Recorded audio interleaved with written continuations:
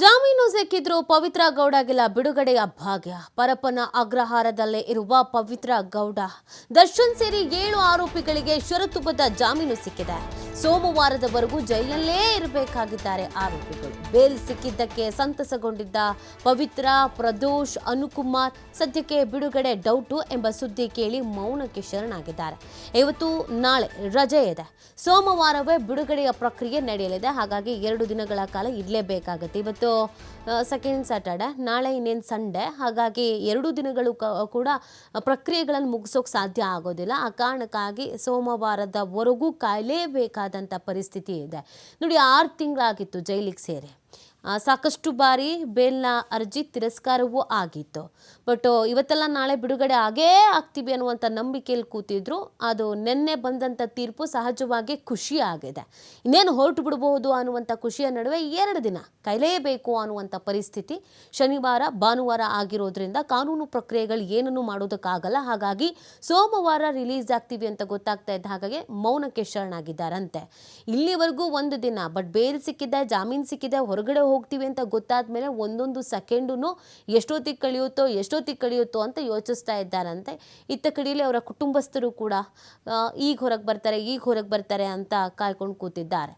ಷರತ್ತುಗಳನ್ನು ವಿಧಿಸಿಯೇ ಈ ಒಂದು ಜಾಮೀನನ್ನು ಕೊಟ್ಟಿರುವಂಥದ್ದು. ಷರತ್ತುಗಳಿಗೇನು ಅನ್ನೋದು, ಸಾಕ್ಷಿಗಳಿಗೆ ಬೆದರಿಕೆ ಹಾಕಬಾರ್ದು, ಸಾಕ್ಷಿಗಳ ನಾಶ ಮಾಡಬಾರ್ದು, ಪ್ರತ್ಯಕ್ಷ ಪರೋಕ್ಷವಾಗಿ ಪ್ರಭಾವ ಬೀರಬಾರ್ದು, ಎಲ್ಲ ಆರೋಪಿಗಳು 1 ಲಕ್ಷ ಬಾಂಡನ್ನು ನೀಡಬೇಕು, ತಲಾ 2 ಶ್ಯೂರಿಟಿ ನೀಡಬೇಕು, ವಿಚಾರಣೆ ವೇಳೆ ಪ್ರತಿ ಬಾರಿ ಹಾಜರಿರಬೇಕು, ಈ ರೀತಿಯ ಕೆಲಸದಲ್ಲಿ ಭಾಗಿಯಾಗೋ ಹಾಗಿಲ್ಲ, ಕೋರ್ಟ್ ಅನುಮತಿ ಪಡೆಯದೆ ಬೆಂಗಳೂರನ್ನು ಬಿಟ್ಟು ಎಲ್ಲೂ ಹೋಗೋ ಹಾಗಿಲ್ಲ, ಕಡ್ಡಾಯವಾಗಿ ಕೋರ್ಟ್ಗೆ ಹಾಜರಾಗಬೇಕು.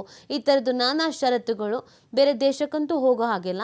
ಬೆಂಗಳೂರು ಬಿಟ್ಟು ನೀವು ಬೇರೆ ಎಲ್ಲಾದರೂ ಹೋಗ್ತೀರಾ ಅಂತಂದರೆ ಅದಕ್ಕೆ ಅನುಮತಿ ಪಡ್ಕೊಳ್ಬೇಕಾಗತ್ತೆ. ಮತ್ತು 1 ಲಕ್ಷ ಬಾಂಡ್, ಹಾಗೆಯೇ 2 ಶ್ಯೂರಿಟಿ, ಇದೆಲ್ಲವನ್ನು ಕೂಡ ನೀಡಿ ಜಾಮೀನನ್ನು ಪಡ್ಕೊಳ್ಳುವಂಥದ್ದು. ನಿನ್ನೆ ಆಲ್ರೆಡಿ ತಡವಾಗ್ಬಿಟ್ಟಿತ್ತು. ಯಾಕಂದರೆ 2:30 ಅಲ್ವಾ.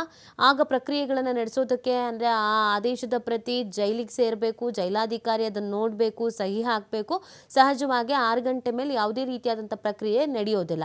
ಇವತ್ತು second Saturday, government holiday, Sunday normal ಆಗಿ ರಜೆ ಇದ್ದೇ ಇರುತ್ತೆ. ಹಾಗಾಗಿ 2 ದಿನಗಳ ಕಾಲ ಜೈಲಿನಲ್ಲೇ ಇರಬೇಕು. ಬೇಲ್ ಸಿಕ್ಕಿದ್ರೂ ಇಮಿಡಿಯೇಟ್ ಆಗಿ ಹೊರಗೆ ಬರೋದಕ್ಕೆ ಸಾಧ್ಯ ಇಲ್ಲ.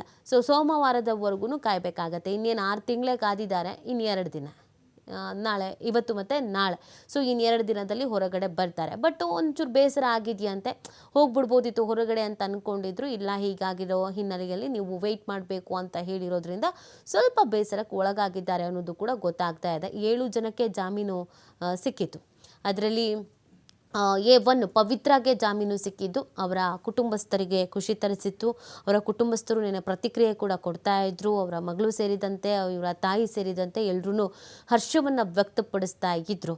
6 ತಿಂಗಳಿಂದ ಇವತ್ತು ಹೊರಗೆ ಬರ್ತಾರೆ, ನಾಳೆ ಹೊರಗೆ ಬರ್ತಾರೆ ಅಂತ ಕಾಯ್ತಾ ಇದ್ದವರಿಗೆ ಒಮ್ಮೆಲೆ ಈ ತೀರ್ಪು ಬಂದಿದ್ದು ಸಹಜವಾಗಿಯೇ ಖುಷಿ ಆಗಿದೆ. ಆದರೆ ಸೋಮವಾರದವರೆಗೂ ಕಾಯಬೇಕಾಗತ್ತೆ.